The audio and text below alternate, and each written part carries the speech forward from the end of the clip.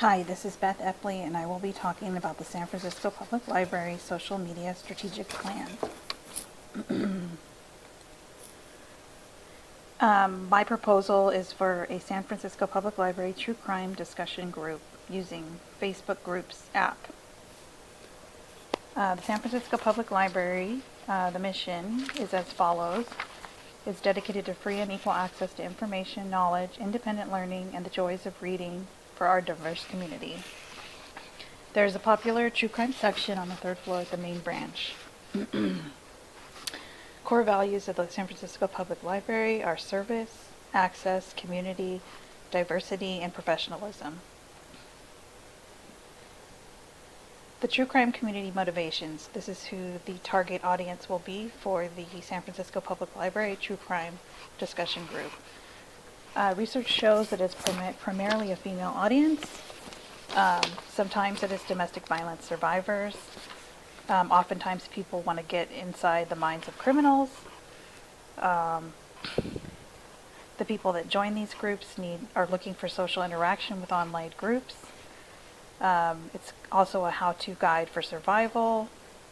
It could be a form of escapism, and also seeking closure or justice to narrative or unsolved cases. The City of San Francisco. The population statistics according to the U.S. Census Bureau from the dates 2015 to 2019. 93% of people have a computer. 87% of people have internet.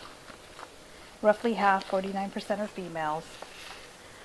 Persons under 18 are about 13.4%, which means that there are roughly 87% adults. The median household income is $112,000, compared to the U.S. household income is $62,000, so it's about double, which could indicate that there is more leisure time hobbies such as reading and true crime. I've posted the links for how to create and use a Facebook group.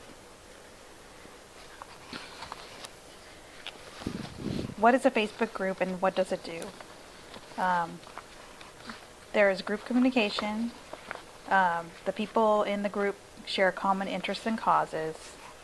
They share comments and information in discussion posts. And I have an example here of a true crime discussion group. It's called Unmasked, a True Crime Syndicate. And they also have a corresponding YouTube channel that is very informed with a lot of content.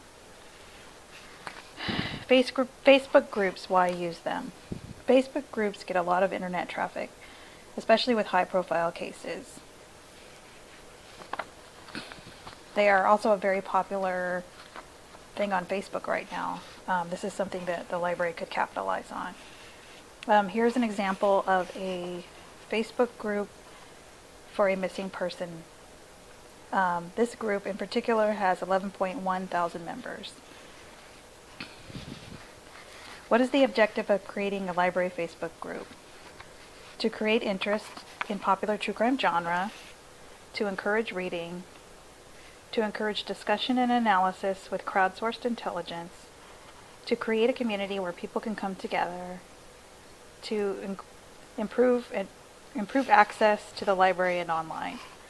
And I have an example here of a true crime book, If You Tell by Greg Olson, a true story of murder, family secrets, and the unbreakable bond of sisterhood. Who is the target audience for Facebook? The target audience for this discussion group would be adult readers who are primarily interested in true crime cases. The marketing focus should be towards females, but everybody is welcome. Analysis and discussion is a goal of participation. Also people who are seeking community and belonging, and crowdsourcing. I have an example here of a Facebook group. It's called Women Reading Great Books. And there are 84,000 members in this group, which is huge. Facebook groups for library discussion groups. How would you do this? You would host a weekly event online, which is a discussion that is participatory, and also or in the library. So there could be like an online event, as well as there could be physical events in the library. maybe after the pandemic is over. You might want to utilize guests, experts to guide discussion, such as law enforcement, lawyers, CSI. Have daily posts by librarians to create interest on multiple sites, such as Twitter and Instagram. Why would you do this? To create community engagement, create interest in reading and library, increase foot traffic in the library and online. Facebook groups and libraries. Who handles what? For updates, daily or bi-weekly updates by adult or on-staff libraries to promote events that are pre-planned by the team. So essentially, in the beginning, you want to create a team. And then the team handles most of the work, which they have designated. And they can teach the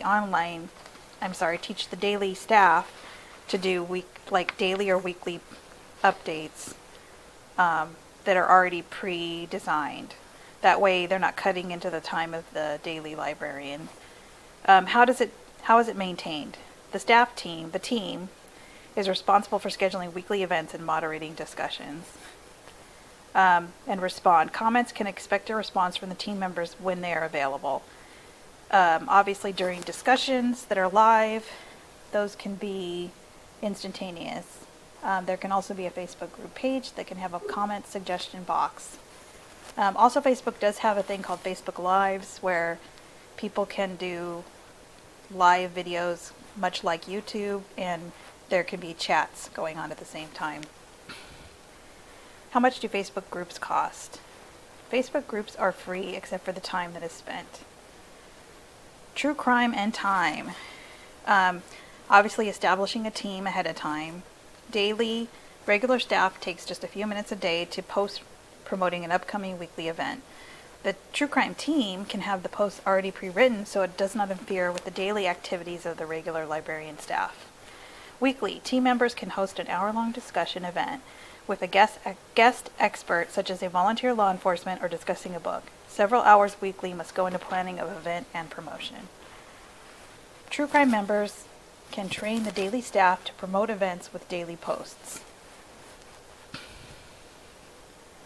Ideas for marketing. Posted signs in the true crime section of the San Francisco Public Main Library. You can also post the signs in the computer section. Utilizing other social media to promote on platforms like Twitter and Instagram. Links to Facebook groups and ads from the San Francisco Public Library Main Library website. Internet ads on other true crime websites. And signs, like I already discussed. What are the goals of a Facebook group dynamic? Increase Facebook group members by 10% each month. Daily post by on-staff librarian and one weekly discussion topic. A goal of 10%. Increased patron posts, comments, or likes. And evaluate that weekly. Increase of borrowed books and ebooks by 20% monthly. If needed, increase collections. So, goals such as group membership, evaluate monthly. Posts, likes, and comments can be evaluated weekly, and borrowed books evaluate monthly.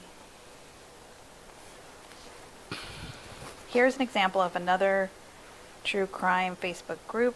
This is about a missing person, Suzanne Morphew, which has 9.6 thousand members, and most recently her husband has been arrested for murder one. So the San Francisco Public Library could make like such a website, like a true crime discussion group. They could be talking about books or missing person cases or anything that's relevant at the moment. This is an example of a group that has, like I said, 9.6 thousand members. I think probably money should be spent and time towards more important things during the pandemic, but this could be something maybe that could be promoted once the pandemic has kind of calmed down. That's my opinion. In conclusion, Facebook groups is an underutilized tool with a potential use for libraries. And I have a picture here of a guy standing on a cliff.